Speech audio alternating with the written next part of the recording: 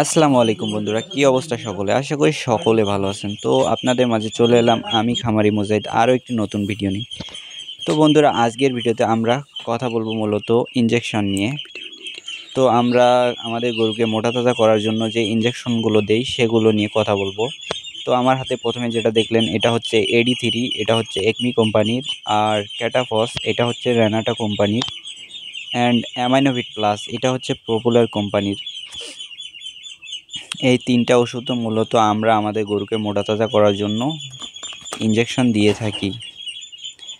তো Aminovit plus শরীরে dextrose, electrolyte ইত্যাদি অ্যামাইনো অ্যাসিডের ঘাটতি পূরণ করে, আর ক্যাটাফস শরীরে গুরুত্বপূর্ণ ভূমিকা পালন করে মাংস তৈরি করতে, আর এডি এডি3 ক্যালসিয়াম তৈরি করতে সাহায্য করে, যা গরুকে দ্রুত বেড়ে উঠতে সহায়তা করে।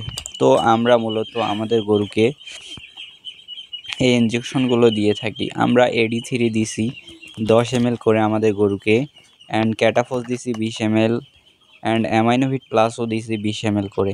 তো আমরা মূলত 5 থেকে 6 দিন পর পর ইনজেকশন দিব। তো মোট ইনজেকশন দিব 5টা আমাদের গরুকে, আমাদের গাই গরু যেটা আছে ওটাকে দিব। তো ফোড়া দিছি, মানে ইনজেকশন দিছি, সেই ভিডিওটা করতে পারি নাই, ক্যামেরাম্যান ছিল না, তো সেটা আপনাদেরকে দেখাতে পারি নাই, সেজন্য দুঃখিত। তো সবগুলো মিলে কত টাকা খরচ পড়বে?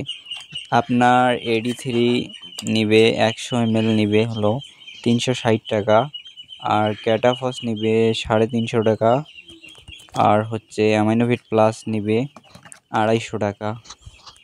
এই টোটাল আর কি 800 টাকার